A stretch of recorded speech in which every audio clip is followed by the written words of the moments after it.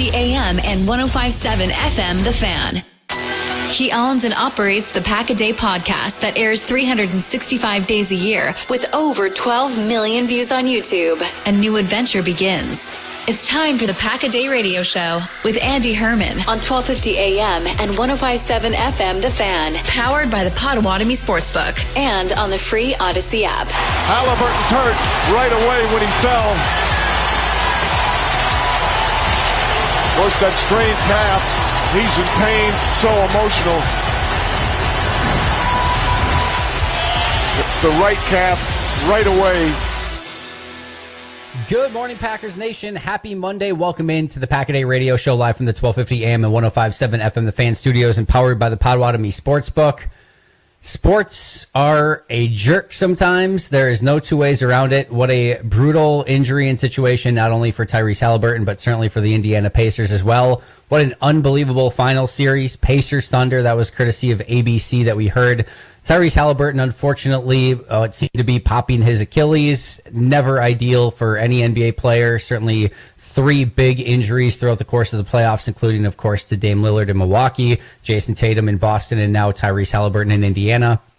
A player who did everything he could to get the Pacers to that Game 7, helped them to a 1-point lead at halftime. Obviously went out a little bit before that, but Pacers just could not get over the finish line. The Thunder, congratulations to them. Unbelievable job of team building and putting that team together and winning the championship. Certainly a well-deserving team. But man, that would be the equivalent of the Packers making a run to the NFC Championship. Jordan Love getting them there. Getting an injury in the NFC Championship game, deciding to play through it in the Super Bowl, then having that happen in the Super Bowl, losing the Super Bowl, and then losing Jordan Love for all of next season as well. I just can't think of anything that would be more gut-wrenching and heart-wrenching than that entire situation. So definitely feel for the Pacers. That was a team that I think a lot of Milwaukee Bucks fans could not stand going into that entire series, into the playoffs, etc. Of course, they beat Milwaukee in the playoffs, and then again, just basically cheering against them the entire time. And then to have that sort of run that they put together, and to have him play through the injury and try to get them to the finish line, and seeing them right there playing with a team that nobody really expected to even get in that situation. Everyone expected kind of the Thunder just to roll through them. It was a pretty epic journey for Indiana, one of the great Cinderella stories in sports up until that point, and just couldn't get quite across the finish line. And like I said, sports are certainly a fickle beast more often than not, and that was certainly the case yesterday for Indiana. But like I said, congratulations to the Oklahoma City Thunder. What a run that they had, and what could be very likely the beginning of a dynasty. They have a lottery pick coming back from injury that didn't even play yet for their team. They've got $1 billion first-round remaining. They have no free agents upcoming. And of course, like Shea and Chet and Jay Will and J Dub and all those guys are just getting better, which is pretty remarkable as well. So that could be a team that you are going to love to hate very soon, because they're going to win a lot of basketball games. At least that's the expectations for the foreseeable future. Tommy, what did you think of that series? What did you think of the Thunder beating the Pacers? Yesterday, it was brutal. When you saw the Tyrese Halliburton injury happen, and then you kind of know what happens when he goes down to the ground. You already know that it's something serious, right? And then the replay was disgusting. I mean, I couldn't, my hands... Thankfully, they only showed it 748 times. Yes, and the first replay, my hands went over my face. I was, immediately, you knew what was happening. And then there was kind of a part of me that thought, hey, now I feel like I can root for the Pacers almost a little bit during this. And I wanted to see Indiana really shock the world, because if anything else, this series really exposed me to, I just don't like watching the Oklahoma City Thunder play basketball. I do not enjoy their brand of basketball. Their defense did turn it up during this game, and that was kind of cool, but also you're talking about the best player on the other team not being able to play as well. And he had 9 points in 7 minutes. He might have been on an all-time heater in a Game 7 as well that we got robbed of. But overall, the Thunder had a fantastic season. If we're trying to crown the correct champion every year, the correct team won. I think that's the best way to put it for the NBA Finals. I think that's well said. They were definitely the best team. I also think we've got to get past this idea and this point of like, well, the Thunder won because all of these injuries along the way and Halliburton got... Man, this entire NBA season now, as we are seeing every single year, is a war of attrition, and you are going to have injuries. And I get that, when the Bucks won, there's that Nets series. You had a multitude of injuries for the Nets that helped the Bucks get there. You can look at pretty much any team now that has won the championship and look at a couple of their matchups throughout the way and say like, oh, yep, they were definitely helped by some injuries by the opponents. It is what it is.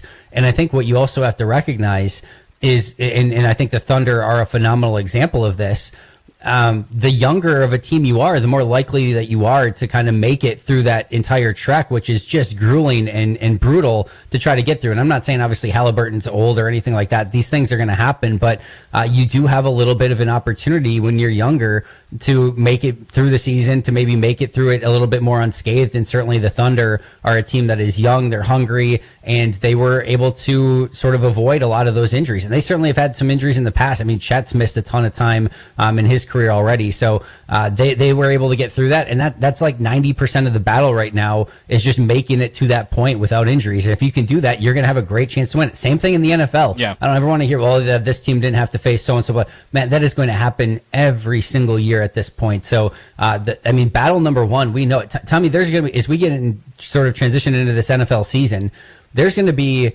3 or 4 teams that just get the injury snake bite of death, like the 49ers basically had last year. Yep. There's just going to be 3 or 4 of those teams that just have no chance this upcoming season because of the injuries that they have. And you're just hoping and praying from a Packers standpoint that they're not one of those 3 or 4 teams every year, because you get that and your quarterback goes down, your wide receivers are out, the top pass rushers out, and you're just screwed before the season even begins. So you have to navigate some of that stuff. It's unfortunate. It sucks. The East is going to be, I don't even know what the East is going to look like next year. No Tatum for Boston, no Dame for Milwaukee, no Halliburton for Indiana. There's multiple other injuries that are still going to be, out there. And the West is already by far and away the dominant conference. We're probably just going to be talking about New York, Cleveland, and Orlando this upcoming season. Like that's probably what it's going to be. It's going to be very, very interesting for that standpoint as well. But I'm done with the injury conversation of putting asterisks next to anyone's championship run because they had some injury luck along the way.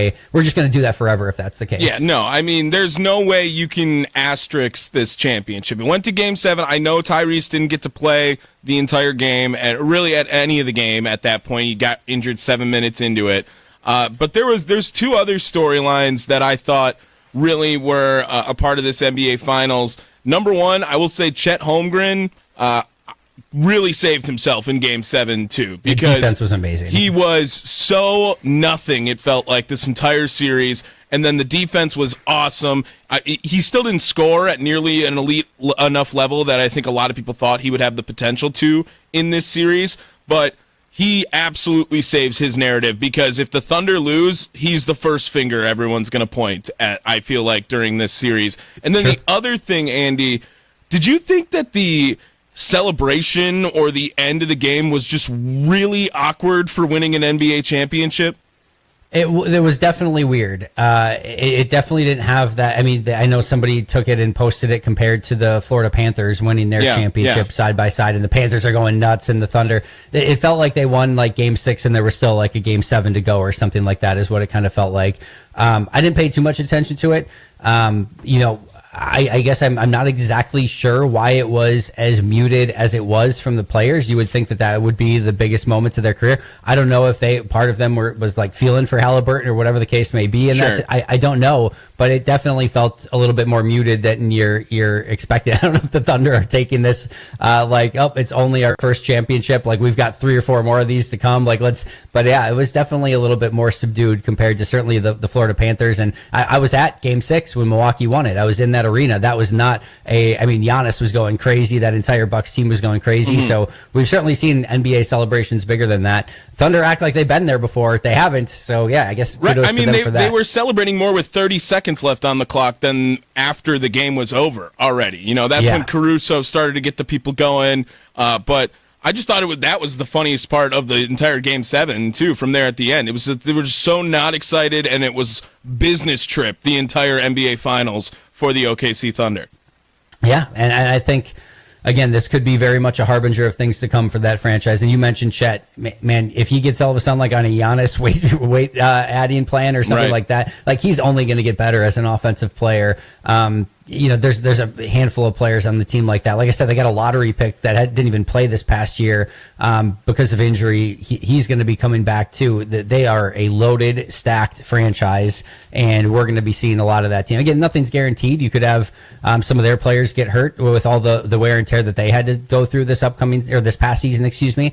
But that's going to be a team that should be very dominant for a long period of time, even in a very tough Western Conference. Of course, Kevin Durant traded as well to the Houston Rockets. That was a big deal. I'm a little surprised that they did that on the day of the NBA championship, even to take away any glow of that. I don't know if that maybe the NBA feels that gets more eyes on the NBA. That's like the appetizer to then maybe wanting to watch the championship. But usually you kind of wait till the next day to announce that so that the championship has its shine. And then the very next morning, you're like, oh, Kevin Durant traded. And then you get into the draft this week. And that would be like a great way to kick off this week of the offseason. But still, major trade for Houston and Phoenix. I thought Phoenix would maybe get a little bit more. I guess it just depends how you view Jalen Green. It sounds like they view him pretty highly, and they're going to keep him on their roster, but thought they'd get a little bit more than Jalen Green, Dylan Brooks, number 10 overall pick, and 5 second-round picks. But I think there's some injury concerns with Durant. He's getting older, and to be fair, the Durant experience has not worked for pretty much anybody at this point. So outside of Golden State, which already had a championship caliber team,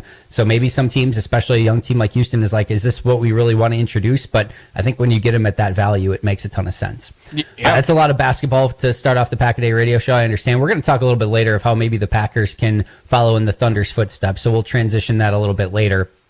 And you are, again, listening to the Pack-A-Day radio show live from the 1250 AM and 105.7 FM, the Fan Studios, and powered by the Potawatomi Sportsbook. One of the things that I wanted to take a look at from a Packers standpoint this past week, I should say, Tommy, was this idea of a second-year jump. Is this a real thing? Do players actually take a second-year jump? We also hear the opposite of there's going to be a sophomore slump. So, which one of them is actually real? Which one of them is actually legitimate? So what I did, because I'm a huge nerd and don't value my time in life, is I went through and reviewed every single player in the Brian Gutekunst era of draft picks so far. And going from his very first Jair Alexander draft class, I couldn't obviously do last year since there was no second year for them to make yet, but going back to the 2023 draft class, and I looked at the 61 draft picks by Brian Gutekunst and reviewed whether or not they took no jump at all, they stayed the same, they had a big decrease, meaning they took a major step back, a slight decrease, a slight increase, or they actually made a legitimate second-year jump. Now, the easiest way to do this was by looking at their PFF grades from one year over the other. Looked at my grades to kind of review it as well. But it was an interesting exercise to look at to see what this actually looked like. And I'll start with the nondescript ones. Out of those 61 rookies, I thought there were 22 players that just really made no change from year one to year two. Maybe it was a slight playing time increase, but they actually they didn't play well or whatever. It was just there was nothing notable of these 22 players. Those 22 players are Oren Burks, Cole Madison, J.K. Scott, James Looney, Kendall Donnerson, Elton Jenkins, Jay Sternberger, Kadar Hallman, Dexter Williams, Jordan Love, Jake Hansen, Simon Stepaniak, Shamar Jean-Charles, Cole Van Lanen, Kylan Hill, Kingsley Enagbare, Tariq Carpenter, Jonathan Ford, Sean Clifford, Anders Carlson, Lou Nichols, and Grant Dubose. Basically, what they were as a rookie, they were as a sophomore. A lot of times it was just they didn't do anything as a rookie, then didn't do anything as a sophomore. But for the most part, those players were the same from year one as a rookie into year two. There were 8 players that had a pretty significant decrease in their overall productivity, and in this case, a PFF grade from year one to year two. So a big sophomore slump, if you will.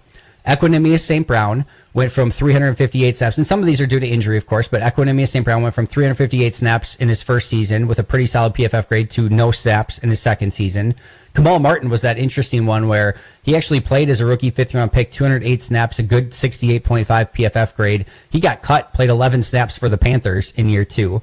Eric Stokes is the noteworthy one, 988 snaps, 65.5 grade as a rookie, his best season in the NFL so far. In the second year, even before his injury issues, had a 53.7 grade, went down significantly and only played 477 snaps that year. That was a big step back. Christian Watson played almost identical snaps, but went from a 77.1 grade as a rookie to a 68.2 grade in his second year. LVN, almost identical snaps, but went from a 62.3 grade to a 52.9 grade in year 2. Luke Musgrave is another one that we've talked about. 502 snaps as a rookie with a 68.1 grade, a really solid grade, to only 160 snaps and a 47.1 grade this past year. So 21 points down on his PFF grade. Dontavian Wicks, another player from that same draft class as Musgrave and LVN, 516 snaps as a rookie, actually increased it to 637 as a sophomore, but his PFF grade dropped 12.7 points. And then last but not least, Carl Brooks, who played a similar amount of snaps, but went down 8 points. So that rookie class from 2023, LVN, Luke Musgrave, Dontavian Wicks, and Carl Brooks all saw pretty big decreases. There were 10 players that had slight increases in productivity. Slight decreases. My apologies. Slight decreases in productivity. Josh Jackson saw his snaps decrease quite a bit. Jamon Moore ended up getting cut after a pretty nondescript rookie season. MVS, his grade went down and played 150 fewer snaps. Vernon Scott ended up getting cut. Amari Rodgers ended up getting cut. Royce Newman played half the snaps that he did as a rookie. Devontae Wyatt played 400 more snaps, but his grade went down 10 points. Jaden Reed, his snaps went up. His grade went down by just a couple points. Colby Wooden, snaps stayed the same. Grade went down 7.5 points. And then Anthony Johnson Jr. went from playing 334 snaps to getting cut as a sophomore. So those were the players that had a slight decrease. There were another 10 who had a slight increase in their second seasons. Jair Alexander, his grade actually went ever so slightly down, but he went from 761 snaps to 1,122 snaps, so saw his role significantly increase. Darnell Savage went up about 7 points. Kingsley Keke, of all people, went up actually from a 65.5 grade to a 69.1 grade. Ty Summers went from not playing at all to playing 203 snaps. Josiah DeGuara went from playing only 31 snaps to 391. Jonathan Garvin went from playing only 85 to 396. Isaiah McDuffie from 1 to 175. Quay Walker saw his grade jump 6.5 points in year 2. Sean Ryan went from playing no snaps and being suspended in year 1 to playing 229 snaps and getting some times with the starters in year 2. And Samori Toure jumped his grade up 11 points in year 2. So again, slight increases mean Jair Alexander, Darnell Savage, Kingsley Keke, Ty Summers, Josiah DeGuara, Jonathan Garvin, Isaiah McDuffie, Quay Walker, Sean Ryan, and Samori Toure. And last but not least, your big jumps from year 1 to year 2, there were 11 players, and thank goodness one of them was the long snapper. Hunter Bradley went from a 29.9 special teams grade to a 59.1, so I guess a significant jump for Hunter Bradley in year 2. Rashawn Gary took a real jump. He barely played year 1, 256 snaps to 530 in year 2, and his grade jumped up almost 13 points. A.J. Dillon actually went up pretty significant, almost 300, actually over 300 snaps increase, plus his grade went up 8 points as well. So that was a big step for Dillon. John Runyon Jr. Went from only 161 snaps of pretty poor play to 1,100 snaps of really solid, like probably his best year of his career. Josh Myers went up over 700 snaps and 6 points, 5.5 points on his grade. TJ Slayton, he only went up about 70 snaps, but his grade went up over 9 points. Romeo Dobbs went up over 400 snaps and 11 points on his grade. Zach Tom took a huge jump in both snaps and grade. He was probably the biggest one of all of these. Rasheed Walker, another one who went from not playing a single snap to being a starter at left tackle. Tucker Kraft took a big jump in year 2. His grade only went up 7 points, but a big snap increase. And I think we could all say that Tucker Kraft, we saw it in real time, like him really increase in year 2.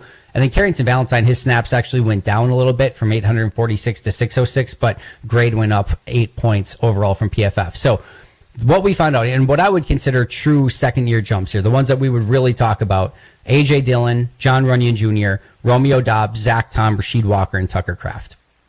I would say those 6 are real noticeable second-year jumps from year 1 to year 2. So out of 61 players, I would argue 6 players, about 10%, took a real true second-year jump. We had 36% that did not change at all.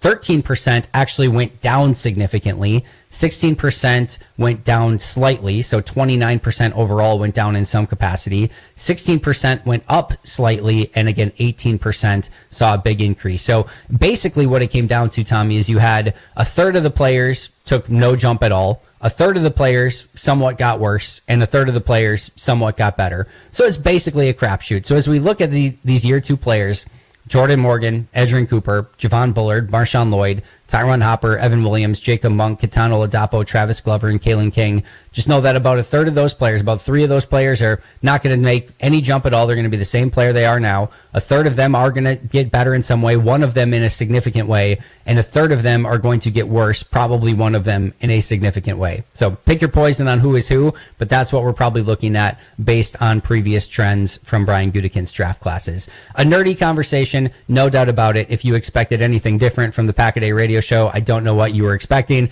but that's usually what we're going to get into is the nerdy weeds here, right here on the Pack-A-Day radio show. Of course, we always appreciate you joining us Monday through Friday, 8 a.m. to 9 a.m. right here on the Fan. We've got a lot more to get to. We're going to talk a little bit more about how the Packers can maybe copy the Oklahoma City Thunder in trying to win a championship this upcoming season. We have Eli Berkovits coming up next. You're not going to want to go anywhere. If you missed anything, of course, whether it's on this first segment or anything all week long, you can check us out for free on the Odyssey app or on the fanmilwaukee.com.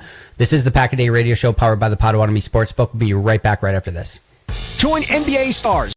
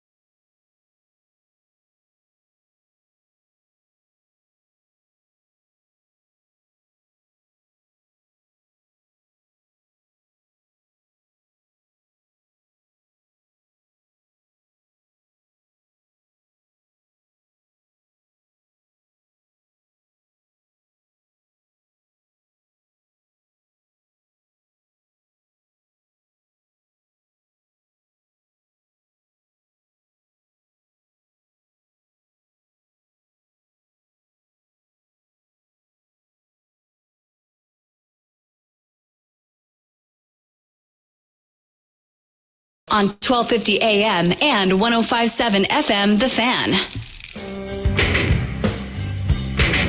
But I'm a creep. Welcome back to the Pack-A-Day Radio Show, live from the 1250 AM and 1057 FM, The Fan Studios, and powered by the Potawatomi Sportsbook.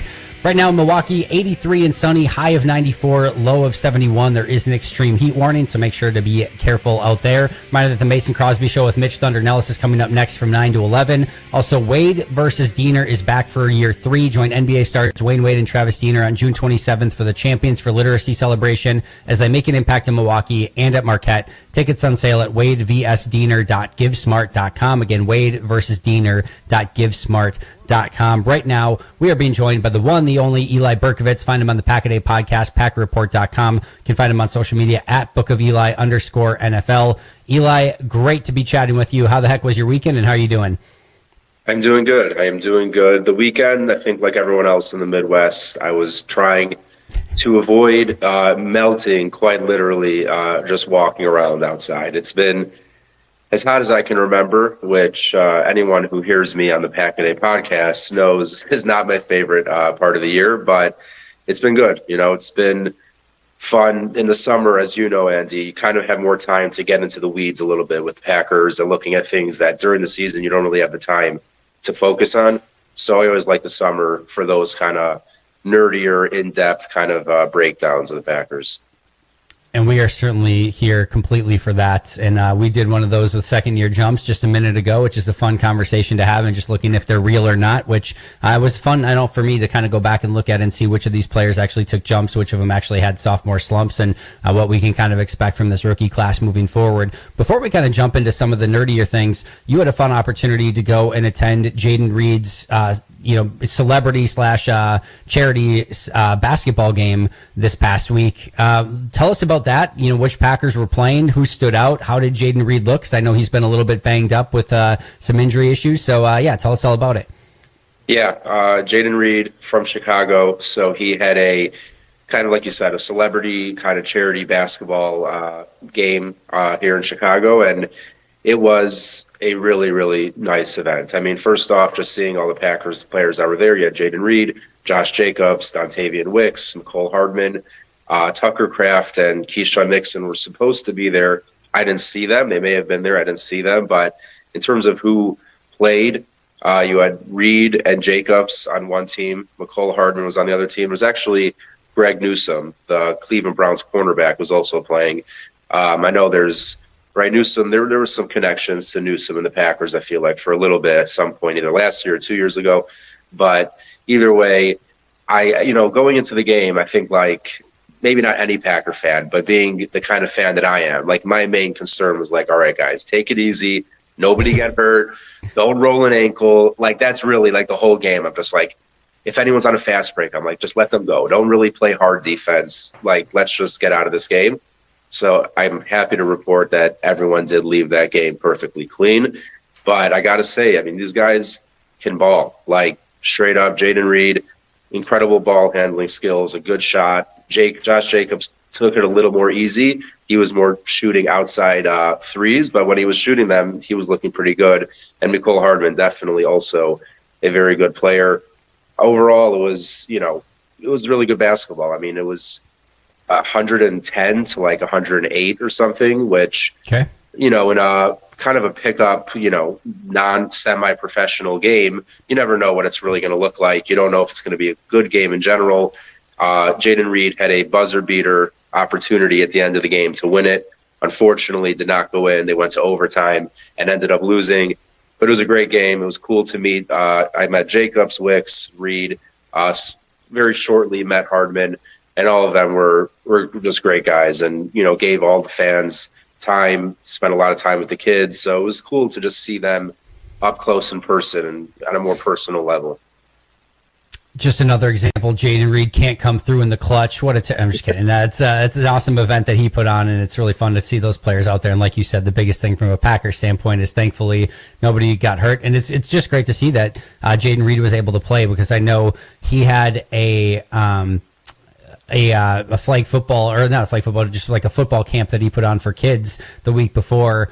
And, the announcement at the end, my kids both attended. The announcement at the end was that Jane Reed had to leave because he had to go do rehab at Lambeau Field after and get, some work done. So, and you could tell he was maybe walking a little bit more gingerly. So the fact that he was able to get out there and actually play is great to see. And hopefully that means that he's going to be good to go for training camp. We're being joined by Eli Berkovits, Pack-A-Day Podcast, PackerReport.com. You can find him on social media at @BookOfEli_NFL. Eli, I was going through some of the things that you have been looking at and kind of posting on your social media page. One of the things that you posted about was the defensive tackles and the defensive ends, and more specifically, their run defense this past year. And I think a lot of things get discussed about this Packers defense, about Jeff Hafley and just the Packers in general from this past year and some of the things that they did. One of the things I don't think gets enough credit is how improved that they were in run defense. It was a night and day difference with Jeff Hafley with really the same personnel up front. They didn't really change anything at all. Edgerrin Cooper, yes, was a change, but even when Cooper wasn't out there, the run defense was still stellar. And I don't think the defensive ends and defensive tackles specifically get enough credit for the work that they put in, because they were fantastic against the run, and it was a night and day difference. Yeah, I think the biggest thing that we saw was the guys were just sticking to their assignments. They were staying in their gaps. They weren't getting ahead of themselves and then leaving huge holes in the middle of the defensive line to just run through. And like you said, it made a huge difference. The tweet you're referencing, I was just kind of, like I said, it's the summer, kind of bored, like just looking around at different things. And it stuck out to me that according to ESPN's run stop win rate, Rashawn Gary and TJ Slayton were number one in their respective positions at the edge and defensive tackle group. Obviously, Slayton no longer a Packer, kind of unfortunate for what he brought to the team. But yeah, I mean, looking at what they did last year, 7th in total rush yards allowed. That's a huge improvement from where we were. 3rd in yards per carry, which, a lot of analytics nerds are big, yards per carry guys. So holding them that well was great. They were top 10 in touchdowns, also great at explosive runs. I feel like all the time with the Packers, even if maybe we were able to slow down a running back, there would be 1 or 2 runs at least every game where it's oh, well, no one's even close. That guy's gone for 27 yards, 35 yards. Last year, they only gave up 9 20-plus yard runs the entire season. That's really good. I think it was 7th in the NFL. So in general, Jeff Hafley clearly made a huge impact on that run defense. And the hope, obviously, is year 2, that stays the same and we see a little bit more pass rush. But even still, right? I mean, finishing 8th in sacks, it's obviously not bad. It's a little skewed based on a couple of huge sack production games. But overall, clearly, Hafley has made a huge difference for this front 7. Yeah, I think one of the areas they did clearly have new personnel as well was that safety room, and adding Xavier McKinney, Evan Williams, Javon Bullard, 3 players that do a great job against the run, and limiting some of those explosive plays was one thing on the back end that I think you could point to of, like you said, you just saw those players playing the safety role safe and making sure that they weren't allowing those explosive runs to happen. If you did get 10 or 12 yards, that's where it was going to stop, and those guys were going to make that play to limit it to make sure that it wasn't one of those 40, 60, 80-yard explosive plays for a touchdown. You did mention a name, though, that I think is interesting, and that's TJ Slayton. The Packers did not lose that much this offseason in free agency. That's super noteworthy. They did lose their biggest defensive tackle in TJ Slayton. I'm curious, Eli, you mentioned he was definitely a big piece of their run defense. Do you feel like they adequately replaced him? They go and get Warren Brinson in the 5th round. Nasir Stackhouse is a player that they picked up as an undrafted free agent, but they didn't do a whole heck of a lot else on the interior of the defensive line. Colby Wooden put on some weight. There's some thought that he might be able to play a little bit of nose tackle, but how do you feel about potentially replacing TJ Slayton, who maybe isn't the biggest name in the world, but certainly did have an impact on run defense? Yeah, I feel like kind of like what is a Moneyball, right? You got to replace them in the aggregate. I don't think you're going to have one guy come in and maybe do what TJ Slayton did. But I did, specifically write down Warren Brinson and Nasir Stackhouse as kind of 2 guys. I mean, look, Stackhouse is undrafted free agent. He's not some sort of lock to make the roster. But I do think in terms of undrafted free agents, I think most Packer fans feel like he certainly has a shot. He was a good college player for a great Georgia defense. So if you get both of those guys getting just some playing time and hoping that they can develop into that kind of run-stuffing nose tackle, but there's no doubt that it's going to be a question mark. You're going to have to hope either a rookie or a veteran who hasn't necessarily shown that ability, shows that ability, whether it's, like you said, Wooden Or, I mean, Carl Brooks really isn't that guy. Kenny Clark is, kind of always been more of a pass rushing defensive tackle, not necessarily the stereotypical size of a nose tackle. So it's going to be interesting to see who steps up, who they rely on. But if I had to put my money on any guys, it would have to be Brinson and Stackhouse. I hope that at least one of the two can separate themselves and really become a big piece of the interior of the defensive line. Yeah, I think that's going to have to be the case. Maybe Clark and Wooden certainly pitching in there as well. And like you said, just kind of hoping that it holds up in the aggregate. And if there is anything I trust at the moment, I trust Jeff Halfley to figure it out, get the right pieces in the right spots, and hopefully have another really sound season in run defense. On the flip side, from running the ball, as we talked to Eli Berkovits, Pack-A-Day Podcast, and PackerReport.com, you had posted some highlights out there from Marshawn Lloyd back in his college days recently.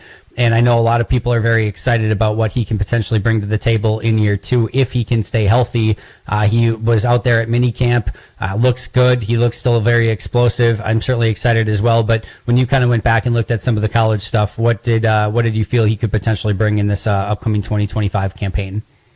I think he's kind of the perfect change of pace back for a guy like Josh Jacobs, where, there are some running backs that need 12 to 15 carries a game to really make an impact on a game. I think Marshawn Lloyd's the kind of guy who could get 6 to 8 carries in a game and make a big impact. In college, in his final year, he averaged 7.1 yards per carry. Now, that's college, but still, that's an absurd number. It's impressive. That, if you're handing the ball off and getting 6-7 yards every time, that's basically the best running back that's ever played. So I'm not expecting that number to hold up. But like I said, only if you have 5 to 8 kind of carries a game, but he breaks one of those for a 35-yard plus gain or whatever it is, that's the kind of thing that a backup running back brings to an offense. I also think, even though he wasn't utilized a ton at USC in the passing game, I think that was more of a product of the college game of that offense. I think he certainly could be used in the passing game in the NFL. And just like with running the ball, you throw him a screen 2 yards behind the line of scrimmage, he could turn that into a 40-yard gain downfield. He's just, to me, I love Emmanuel Wilson. I think Chris Brooks showed a lot of great stuff last year. But if you want to talk about your stereotypical change of pace back, that's Marshawn Lloyd, and I'm very excited to see what he can finally do at full strength and fully healthy. I really, like you said, I really like Emmanuel Wilson and Chris Brooks as well. When Josh Jacobs would be out, it would still feel like, Josh Jacobs is out on this play. And I think Marshawn Lloyd has the ability to change that a bit. Josh Jacobs, Marshawn Lloyd's in though. Let's see. Let's see if he can rip off one of these big runs because he has the ability to do so. Two big things for Lloyd. Going to be holding on to the football, something that was definitely a struggle for him in college, and then pass protection. If he can get those two things down, I think he has the opportunity to see the field a decent amount. It just gives Green Bay another playmaker, another weapon within the offense. And the more guys that you can have that just put the ball in their hands and they can do some of the heavy lifting so that your quarterback doesn't have to do so much of it, the better your offense is going to be. And I certainly think Marshawn Lloyd has that ability as well. Speaking of somebody who has that ability, we know that Christian Watson has that playmaking ability and can do some of that heavy lifting and is so important to this offense, even when he's not getting the ball, just to be able to stretch the field and take some eyes down with him so that it opens things underneath for a lot of other players. We saw him doing a little bit of running on his Instagram account this end of past week, and he certainly looks good for what, at this point coming off a pretty significant ACL and MCL injury. A doctor, I am not Eli. I can pretend to be a lot of things from an analysis standpoint. Anything medically related, I cannot. But just seeing him doing any sort of running was certainly a positive in my opinion. And of course, we heard Matt LaFleur say a couple weeks ago that he was ahead of schedule and that he looked outstanding. These seem to be very positive signs for Christian Watson so far. Yeah, I mean, you have a guy tear his ACL in week 18 of the NFL season. At least for me, I'm basically not expecting him to be moving around. The earliest maybe training camp, a little with the rehab group on the side, but probably not really practicing until early, week 4 to 6 area. He starts practicing, ramps up a little, and maybe you're back by week 8 to 10 if you're lucky. That could be early. A lot of guys, you tear your ACL week 18, there are guys that don't even play the next year. It's not a guarantee you're back for the next year. Usually it's close to a full year, but Christian Watson, again, in the nicest way possible, is clearly just a kind of freak of nature. I mean, I remember when I interviewed his father, shortly after, I think his rookie season, And he was telling me some of the stories about him growing up where it's just like this guy was different. Like the way he moved, the way he was growing, just his whole thing. And his other sons are athletes as well. But there was something about Christian that just set him apart. And I think we see that. It was only one clip. It was one route. But the guy's, it was, I think, less than 6 months removed from a torn ACL.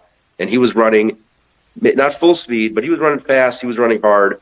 And it looked good. So I think in my head, like my timeline was like week 10 to 13, maybe, that he comes back.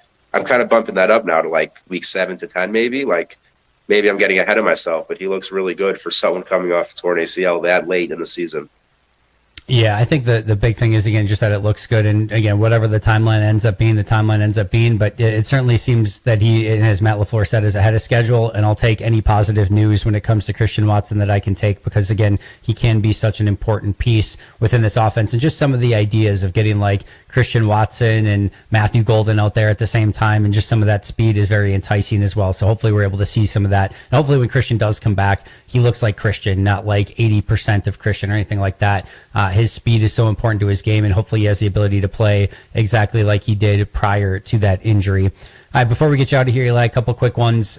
First of all, the offensive tackles, Zach Tom, Rasheed Walker, potential contract extensions. Of course, Sean Ryan ends up being a free agent as well this upcoming offseason. So how are you going to prioritize these offensive linemen in Green Bay? And how would you go about doing this if you were the Packers general manager? It's going to be very interesting because you're not even just talking about Tom and Walker. You got to factor in Jordan Morgan and Anthony Belton. At least I think you do. These are guys that you drafted with pretty premium picks, Morgan for sure. And if they both end up being good NFL guards, I don't think anyone's going to like cry about it. But I think people do want to see them play. And if all of a sudden you re-sign Walker and you re-sign Tom, like where are they going to play? Like let's just say they maybe Ryan walks, so you have an open guard spot, but it's going to be very interesting to see. But in terms of just the tackles, I think you got to prioritize Tom. I don't think that's some sort of hot take. He's one of the best tackles in the NFL. He needs to be at the top of the list.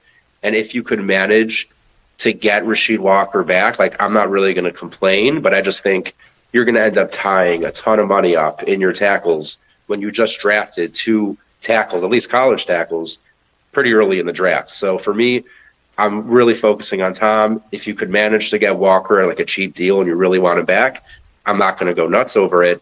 But I do think that they can afford potentially to let Walker walk, and then play one of Morgan or Belton at left tackle. And just one last quick thing, I was kind of surprised to see that the highest paid right tackle is actually making more than the highest paid left tackle right now, which is not what I expected. But either way, Penei Sewell? Yeah, Penei Sewell over, I believe, Trent Williams at left tackle. But regardless, you got to get Tom done as soon as possible, and then everything else is just kind of gravy because I feel like we set ourselves up in the draft through the offensive line for a little while here.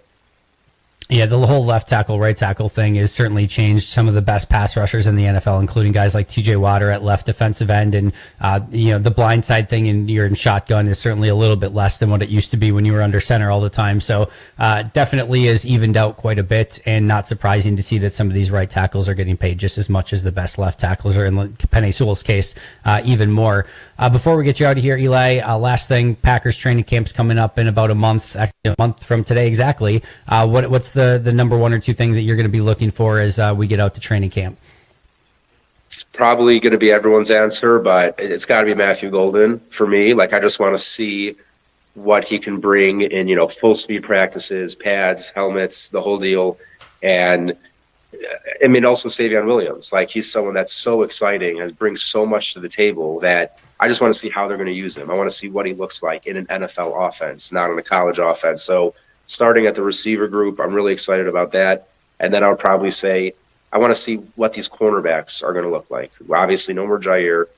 It's going to be a big deal to see what Nixon, Valentine, and obviously Nate Hobbs, where are they going to play? How are they going to play?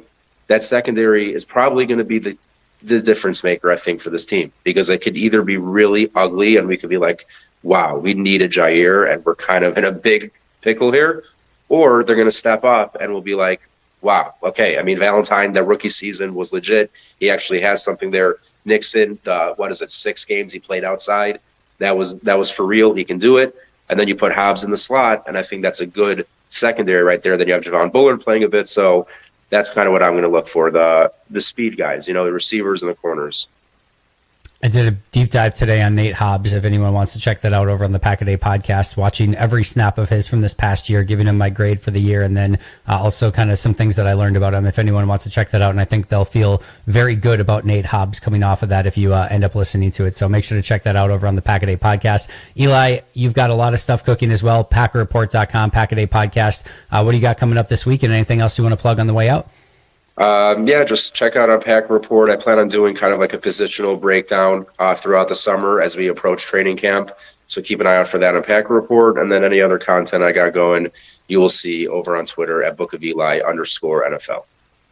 Make sure to give him a follow. He is phenomenal and is always putting out amazing stuff. Again, at @BookofEli_NFL. Eli, always great catching up with you. I'm sure we'll do it again soon. You enjoy your hot summer day. And like I said, we'll talk very soon. All right, my friend? All right. Thanks, Andy. Great time.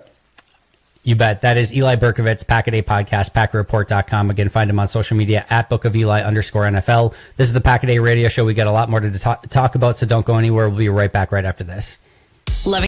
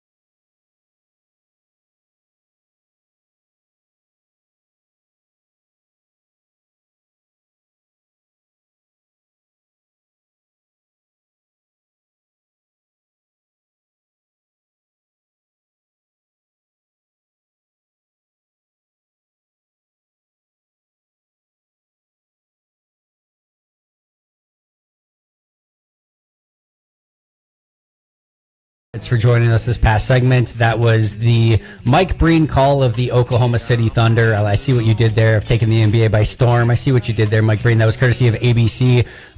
Fantastic call by him per usual. And again, the Oklahoma City Thunder are the NBA champions. And again, certainly deservedly so. I want to talk about how maybe the Packers can follow in their footsteps just a little bit. Before we get there, of course, reminder that we've got the Mason Crosby Show with Mitch Nellis coming up 9 to 11. So do not go anywhere. You're going to want to make sure to check them out today. We'll talk to Mason and Mitch here in just a moment. And also, Tommy, how about those Milwaukee Brewers coming up huge over the weekend? I haven't even checked. Do we have a Brewer game today? Do we have a leadoff show today? Oh, yeah, we do. 5 to 6:30 today, 90-minute pregame show for the 6:40 start. Chad Patrick on the bump for the Crew, going up against Braxton Ashcraft of the Pittsburgh Pirates. The Brewers might be the hottest team in baseball right now, Andy. If they're playing great. They are 18-7 over their last 25 games. Whew. That's the best record in Major League Baseball since that time.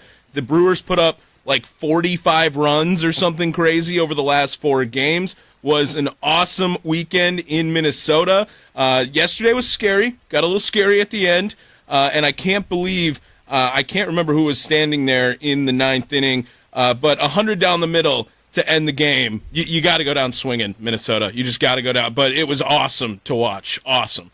Yeah, big time. That whole series was a ton of fun and certainly well deserving of all the victories that they were able to pick up. And of course, how about that Wednesday matchup, Tommy? That is a call into sick on Wednesday and go to the ballpark matchup on Wednesday. Yeah, Skeens versus Mizorowski. We were all worried that the rain delay was going to mess things up and that matchup was not going to happen. No, it is marquee TV, must-watch TV. The Mitch Thunder Nellis is going to go and get a press box certificate for it, or what's the word I'm looking for? Credential, not a certificate. Like your first time in the press box for a certificate. But yeah, it's going to be an awesome day. I cannot wait to watch that one. But the leadoff show today, Pittsburgh series, 3-game series, starts today at 5 o'clock, Andy. As you know, I'm going to be out of town next week, and I have a bunch of podcasts scheduled for this week to fill up next week of shows and whatnot. So I have my whole Wednesday is just like podcast after podcast after podcast. And I heard of that matchup, and I'm like just looking at it and be like, what can I rearrange here potentially? It's just not going to work out, unfortunately. But man, any other week, I'm probably out there at that game in some capacity. So if you are in the Milwaukee area, which I'm sure the vast majority of you are listening to this, again, get out to the ballpark on Wednesday because that is going to be one heck of a fun matchup with 2 of the most electric pitchers in all of baseball taking the mound, and which should be a very, very fun matchup with the Pirates. So looking forward to that one quite a bit. Also looking forward, as Tommy mentioned, to the leadoff show coming up later today. As we talked about, the Oklahoma City Thunder are NBA champions. Again, that was courtesy of ABC. We heard that audio just a moment ago. And I think the question can be, can the Packers follow in the Thunder's footsteps in some real way? This Thunder team was one of the youngest in basketball, which the Packers have been the youngest team in football the past 2 seasons. The big step for them was going from this kind of fun, pesky team that was in the playoffs that, battled and was not an easy out, but teams were able to ultimately get through them, just like the Packers over the last couple seasons. And then just like Brian Gutekunst has called for urgency and saying it's time to win championships, with the Thunder, it was something similar. And for the Thunder, they went out and added, obviously, a couple pieces in Hartenstein and Caruso over the last couple off seasons, or a couple of years, I should say, which have been big additions for them. But, you're not talking about adding a Kevin Durant to the team. You're not, a lot of times that these teams that take that step, they're adding that third big star or something like that. They didn't do that. They found their role players and they continue to allow their stars to be the stars. I think how the team was built was very similar. Now, obviously, it was on the back of Shai Gilgeous-Alexander. The Packers don't have the MVP caliber player as of yet. That's somebody, maybe Jordan, that's going to have to step up and kind of take that mantle. That's going to be a big step is just kind of getting some of those star players. But some of those young players taking that jump, just like happened in OKC, is going to have to happen in Green Bay. And then again, I think Green Bay has done a really nice job of adding some of those role players to this roster, like what a Caruso and a Hartenstein would be. That's kind of like a Nate Hobson and Aaron Banks. So yes, they're going to have to take that jump in stardom, and they're going to have to be that team that can ultimately be a championship contender. But I do think even the way that they were able to acquire Shai and kind of start this whole thing off, was by trading away a lot of their veteran players in a very similar way that Green Bay did with Devontae Adams and Aaron Rodgers to kick off a youth movement and kind of start this new Jordan Love sort of era in Green Bay. So it's a similar story. Hopefully it has the same happy ending. I don't think Green Bay is quite on the trajectory that OKC has been on, but I don't think that it's impossible that they could get there either. But again, that urgency for those young players and these players stepping up just like OKC did to play some of the best basketball of their lives, that's what's going to have to happen for the Packers from a football standpoint over the course of the next couple of years if they want to continue that similar trajectory as the Oklahoma City Thunder. And that, of course, was our Potawatomi Sportsbook final thought of the day. We've got a lot more to talk about. We'll talk to Mitch and Mason here in just a moment. Do not go anywhere. Broadcasting live from the Fan Studios, powered by the Potawatomi Sportsbook.